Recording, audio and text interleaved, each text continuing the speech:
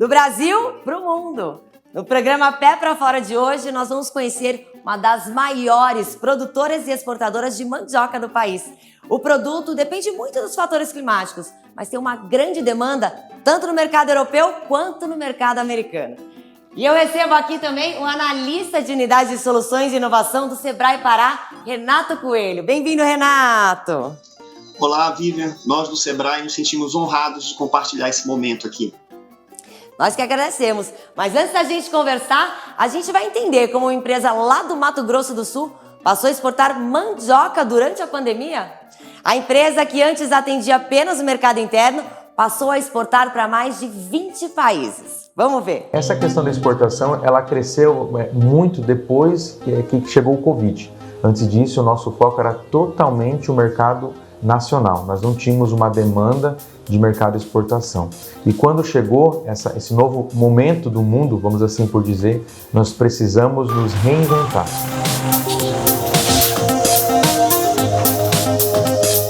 Ou nós criávamos novos mercados, ou talvez o negócio poderia até vir a fechar. E aí sim, nós sentamos, colocamos pessoas junto conosco para criar uma estratégia e conseguimos entender que exportação seria um dos caminhos viáveis para superar aquele momento.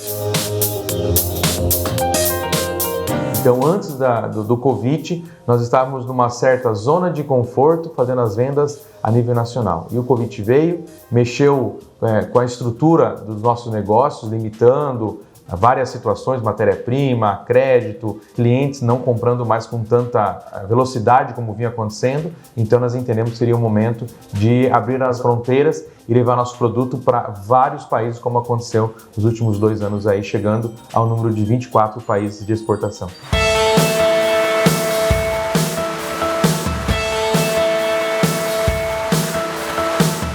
A Amidos Mundo Novo, começou há 18 anos atrás. O nosso dono da empresa, chama-se Walter de Schultz, teve uma visão e um dia ele falou: olha, nós temos que fazer uma empresa no Mato Grosso do Sul. A região aqui proporciona o plantio de mandioca, e começou com uma pequena empresa, uma indústria de 200 toneladas, que para o nosso segmento é uma quantidade pequena de produção, e ao longo dos anos foi crescendo, expandindo, hoje chegando a mais de 400 toneladas de moagem dia e amidos modificados. Então, o início foi há 18 anos atrás com esse visionário nosso, o seu Walter. Nosso negócio depende muito de fatores climáticos, excesso de chuva ou a falta dela, seca. Hoje nós estamos envolvidos na parte de exportação. Então, como a falta de container hoje tem nos afetado, a oscilação do dólar, e principalmente a concorrência com grandes players, ou seja, grandes companhias a nível mundial. Isso acaba gerando, sim, uma competição e precisamos ser estratégicos e entender qual é a melhor maneira de superar no dia a dia esses desafios que são nos colocados, Hoje, o amido no mundo ele está muito demandado, Depois da fase do Covid, que aconteceu aí há 2 para 3 anos aí, houve um aumento substancial do consumo de amido a nível mundial, principalmente por países europeus e americanos. Por conta disso, nós precisamos elencar novos desafios. A demanda interna para nós hoje não era mais suficiente para a nossa estrutura que nós temos hoje. Então, a exportação ela é estratégica para o nosso negócio. Porém, fatores como eu acabei de mencionar, a falta de container ou oscilação de dólar, acabam nos dando uma situação que nós temos que ser muito estrategistas na questão de manter o nosso negócio sustentável, E a nossa concorrência hoje não é mais com o nosso vizinho, um concorrente local. Hoje nós concorremos com países como Tailândia, Vietnã, Camboja, onde tem um custo de produção, uma estrutura do negócio deles por subsídio ou por ter uma mão de obra mais barata, muito menores que o nosso. Então nós precisamos sempre, diariamente, como a gente fala para a nossa equipe aqui, superar os nossos números ou, como nós falamos, subir a régua para atender a demanda mundial e as exigências dos nossos clientes.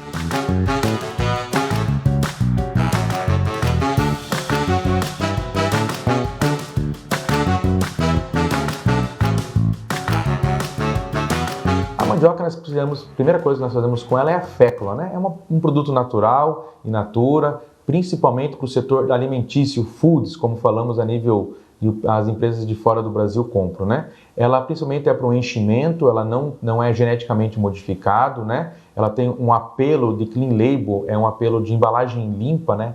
Então esse benefício dela é substancial para o setor que quer uma alimentação mais saudável.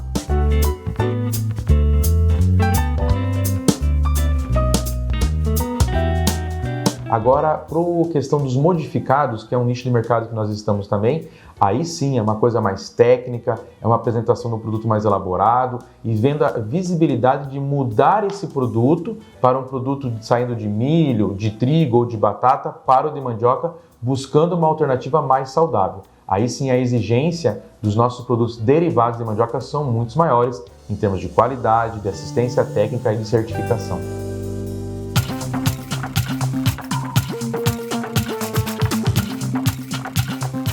Hoje a mandioca, do portão para dentro, ela está com uma alta demanda tecnológica. Nossos produtos, a aplicação dele é muito técnica, é muito interessante. Porém, nós vemos que a parte de colheita ainda é tudo muito manual. A demanda por mão de obra para a colheita da mandioca é muito grande. Então, quando nós tivermos uma máquina, a parte agrícola mecanizada para a colheita, nós entendemos que é um divisor de água. Isso já existe vários protótipos em andamentos no nosso país, Brasil, em países que também têm a produção de mandioca grande, principalmente na Ásia, mas nada ainda que pudesse dizer assim, nós temos uma máquina que colhe mandioca. Até porque a mandioca é um tubérculo, fica embaixo da terra, então existe uma dificuldade de tirar esse tubérculo, essa raiz, sem danificar ou danificar menos ainda a terra quando da sua extração.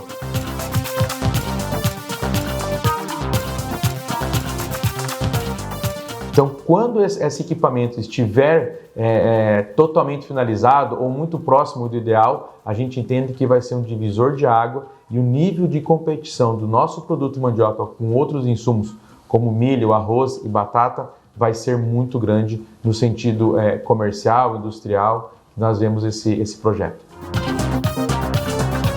Hoje em dia, a rede social é tudo, né? Nós precisamos sempre estar conectados. Então, nós utilizamos algumas ferramentas, né? Principalmente o LinkedIn, que é onde é um nível mais profissional, é uma ferramenta estratégica nossa. Existem outros meios de comunicação com os nossos clientes e potenciais clientes. Nós precisamos estar conectados nessas ferramentas de mídias sociais, redes sociais, para estar apresentando o nosso produto em todas as línguas que têm interesse em comprar nossa PEC, o nosso amido modificado.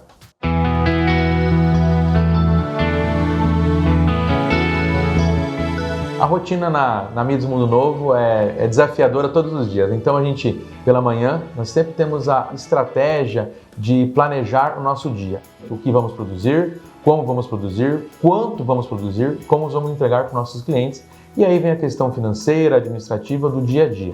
Depois também temos a questão de como fazer contato para prospectar novos clientes, novos mercados, seja interno, seja externo. Então o dia a dia sempre é desafiador, porque nós temos muita intempéries, né? Se chove demais, não vem matéria-prima, que é a mandioca. Se está muito seco, também não vem. Então todos os dias precisamos sentar com a nossa equipe e desenvolver o planejamento. Primeira coisa é disciplina, né? Acho que esse é o conselho que a gente dá para quem quer empreender, quem quer fazer a diferença no seu negócio. Disciplina precisa ser uma das suas ferramentas. Outro conselho que, com o nosso passar dos anos, é a gente ter alguns mentores, algumas pessoas que no seu negócio são referências para que a gente possa trocar ideias, tecer sugestões, melhorias, críticas, para que a gente possa sempre estar avançando no nosso projeto, né? E outra coisa é assim, acreditar que você pode chegar mais longe do seu potencial, do seu negócio. Acho que esses três pontos, disciplina, se cercar de pessoas que te puxam para cima no sentido, né? E você acreditar no seu negócio são as ideias que eu sigo para chegar até onde cheguei hoje como empreendedor no ramo de mandioca. Nossa matéria-prima são de pequenas famílias, né? A mandioca são pequenos produtores numa região aí que num raio de 150 quilômetros, no máximo 200 quilômetros, então são pequenos agricultores que plantam a mandioca como alternativa de receita para abastecer a nossa empresa e outras empresas próximas a nós aqui no Paraná ou mais ao ao norte aqui do Mato Grosso do Sul, né? Então, basicamente, o nosso modelo de trabalho é com a agricultura familiar, aquele pequeno produtor que tem 5, 10, 15, 20 alqueires e tem a mandioca como fonte de renda para o seu negócio.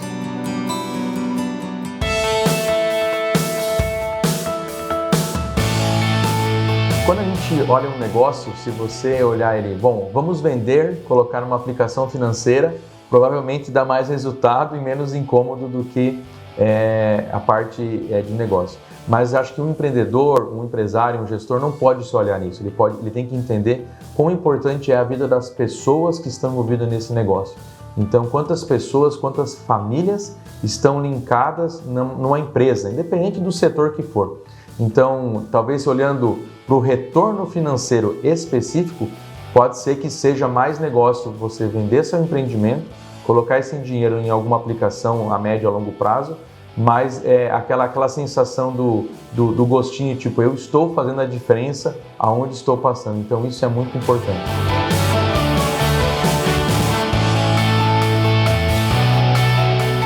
Eu acredito que o setor de amido vai crescer muito nos próximos anos. Nós entendemos que é uma tendência mundial da alimentação saudável, é uma tendência mundial de termos outras alternativas e o Brasil está despontando no desenvolvimento da questão do agronegócio. Tem uma frase que nós escutamos muito na mídia, que nós alimentamos o mundo, e é exatamente isso. Hoje o Brasil é um celeiro de matéria-prima, seja proteína, seja cereais, para o mundo. Então a mandioca está inserido nesse contexto. É claro que o nosso tamanho é pequenez frente a gigantes como no setor de carne, de soja, de milho. Mas eu acredito que a nossa empresa, o setor da mandioca, os nossos negócios, junto com a equipe que nós temos condições de crescer a nível mundial, estrategicamente, atendendo vários e vários clientes dos mais diversos segmentos e exigências que precisam. O empreendedorismo está em qualquer momento, basta querer. Como a gente viu, o Ivan Claus aproveitou momentos de crise para exportar. No entanto, o mercado externo ele tem uma série de regras quando o assunto é sustentabilidade. Eu recebo aqui o analista da Unidade de Soluções e Inovação do Sebrae Pará, Renato Coelho. Renato, obrigada pela sua presença. Obrigado, Vivian, novamente. Fantástico o vídeo do Ivan Claus, uma aula de negócios, não é? É verdade, uma aula de negócio. Eu nem sabia que a mandioca era exportada, era tão importante assim. E é bem legal, né? Que ele usou um período bem difícil, como o início da pandemia, o começo da pandemia, e aproveitou para crescer, né? O que você acha que foi o diferencial dele aí? Durante a exibição do vídeo, eu fui anotando aqui umas palavras-chave, né, no discurso dele, né? E ele trouxe, né, apesar dele ilustrar, né, a preocupação, o modelo econômico, né, a dinâmica econômica de geração de receita, o empreendedor, na fala dele, ele trouxe muito bem que eles não abrem mão das dimensões sociais, quando ele ilustrou que trabalham por a cadeia de pequenos produtores, a agricultura familiar, que são os fornecedores, e as preocupações ambientais, né, atendendo às certificações. Hoje em dia não é mais tendência, já é uma preocupação. Os clientes eles estão cada vez mais criteriosos, eles não compram baseado no quê, eles querem saber por quê, qual a razão de existir daquela empresa. Então eles também utilizam isso como critério de diferenciação dos negócios. Você falou que não é mais uma tendência a sustentabilidade, é uma realidade, né? Bem legal que você falou sobre o Ivan, realmente ele tem um negócio dele na palma da mão dele, né? Ele sabe tudo, todos os setores relacionados à exportação, sentiu o momento da tendência, o momento de inovar. Em relação à sustentabilidade, o que vem de diferencial hoje no mercado do empreendimento? É uma realidade, mas é uma realidade em qual sentido? Ela está iniciando ou já é uma realidade concreta em todos os lugares? Veja, nós temos crescimentos de segmentos de clientes que compram baseados nas preocupações da empresa, né?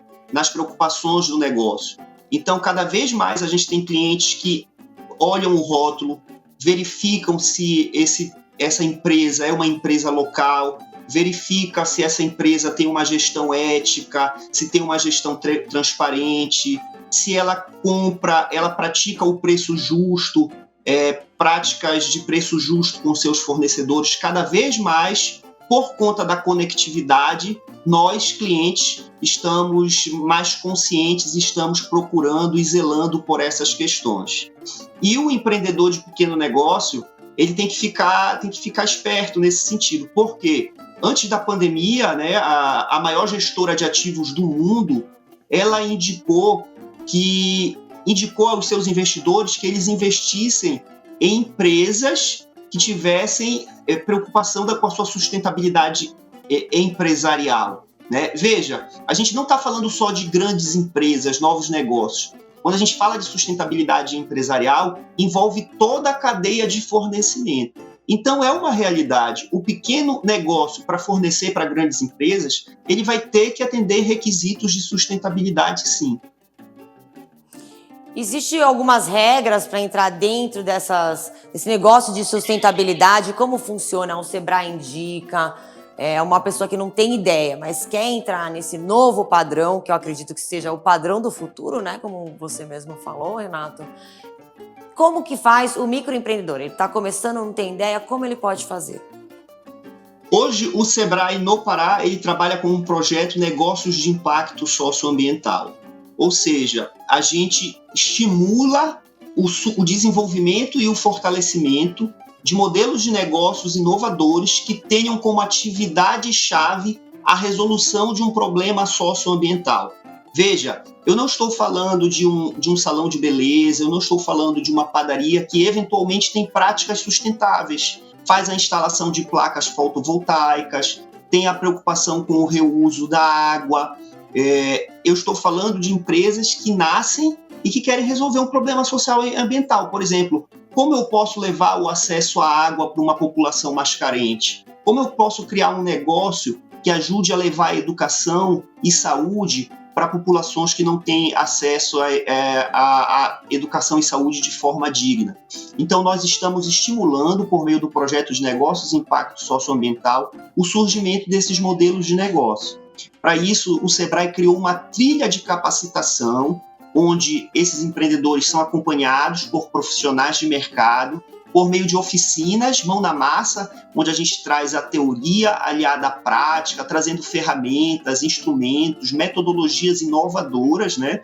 Em seguida, esses empreendedores são acompanhados com mentorias individuais, né? Enquanto nas oficinas a gente traz conteúdos genéricos, sentido amplo, nas mentorias individuais a gente tenta trazer o atendimento personalizado para cada um desses modelos de negócio. Então é uma imersão. Ao longo de 2 meses eles são acompanhados pelo Sebrae e a culminância do projeto, esses empreendedores, eles apresentam para possíveis clientes e possíveis investidores o projeto, a iniciativa desenvolvida, acompanhada pelo Sebrae. Então não vem só a parte da sustentabilidade, vem o impacto socioambiental, é um novo modelo. Sabe o que eu queria te perguntar, Renato? As pessoas, às vezes, quando investem em cultura ou em esporte, elas acabam tendo um desconto no imposto. Né? Para os grandes empresários existe esse modelo de regra. Para os microempreendedores que vêm com essas novas regras de impacto socioambiental, de sustentabilidade, existe uma contrapartida, algum desconto no imposto na hora de pagar? Ou não? É apenas um novo modelo que vem a nível de pensamento planeta, de pensar no próximo? Não tem uma contrapartida nesse sentido. O que ele ganha é que ele já está saindo na frente, né? Quando a gente pensava em sustentabilidade, em práticas sustentáveis, a gente pensava, em primeiro momento, os pequenos negócios pensavam em redução de custos. Né? Não, eu vou ter uma prática sustentável de eficiência energética para eu reduzir o meu custo com energia. Mas, baseado no que a gente está falando, que não é mais tendência, esses pequenos negócios que eles estão percebendo que é um ledo engano pensar que os grandes e complexos problemas socioambientais eram responsabilidade só do poder público ou do terceiro setor. Eles estão vendo esses problemas como oportunidades. Essas lacunas deixadas estão se tornando negócios. Por exemplo, nós temos algo para ilustrar, né, negócios que nós acompanhamos no ano passado. Nós temos uma pequena empreendedora que ela tem um talento ela desenvolveu um ateliê de moda sustentável. Ela faz o tingimento de tecidos com produtos naturais provenientes do quintal produtivo e resto de frutas e verduras. Então, isso é um diferencial competitivo. Ela está gerando renda para a região dela, está utilizando insumos que ela tem à disposição e está desenvolvendo um negócio inovador. Ela já conseguiu realizar vendas, por exemplo, para Portugal. A gente tem também uma empreendedora apoiada que desenvolveu uma plataforma de reciclagem orgânica de coleta de domicílio. Ela aluga por meio de mensalidades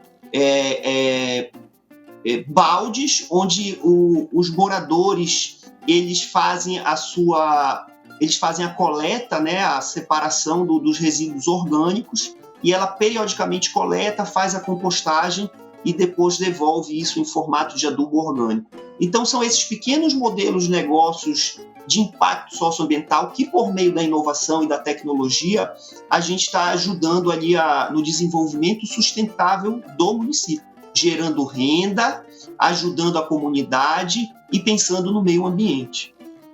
É bem legal. Agora você me diz uma coisa, Renato, existem obstáculos que dificultam negócios de impacto socioambiental que ganham escola?